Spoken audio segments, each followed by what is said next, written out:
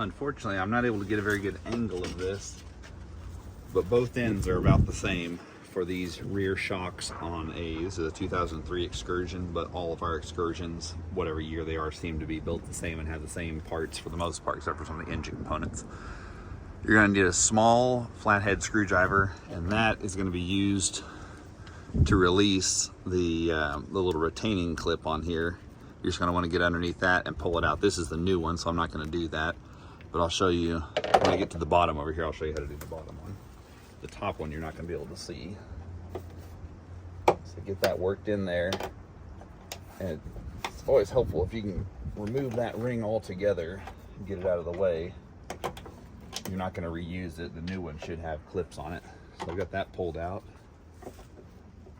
Get the top one pulled out. Make sure someone's holding this in place because it won't hold itself up with just one. Kind of lift up on your lift gate once you get those out and just pull. That one's really stuck on there.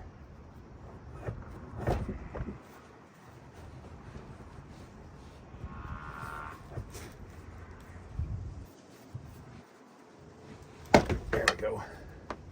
They're usually easier than that to pull off once you get those little retaining clips pulled. And then all you do is just put it on that little ball, push it on, and it'll open the retaining clip and let it slide into place. And then it'll lock automatically. So you don't have to mess with the retaining clips on the new one. Sorry about the sun there.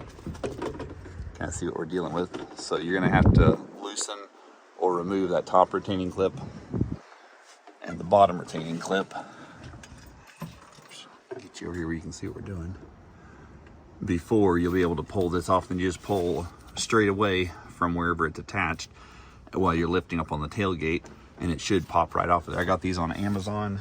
They have them for whatever vehicle you have. A lot of vehicles have the same style retaining clips, the same style connections, but make sure you get one that says it'll fit your vehicle because they are not completely universal. They all have different lengths on them. These, when fully extended, are approximately 14 inches. I think that 13.94 from the center of the hole to the center of the hole down here. When they're closed, they are 9.94 inches, I believe, from the center of the hole to the center of the hole. So make sure you get one that fits your car and one that's rated for the proper weight. You don't want it to be too light because it won't lift it, and you don't want it to be too powerful because you won't be able to close the lift gate easily. Let's see how this works now. That sun's going to be right in your face. I'm going to get you over to this other side.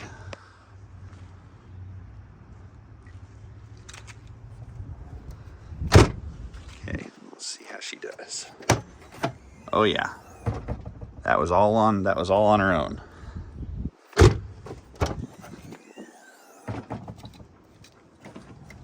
If this was at all helpful, I would appreciate if you at least give it a thumbs up. If you feel like subscribing to the channel to get updates on future videos, if you'll do that too, it helps our channel a lot. And if there are any affiliate links in the description, if you'll use those when checking out, it won't charge you more for your item, but we will get a small percentage of the sales, which will help our channel. Thanks again, and we'll see you on the next one.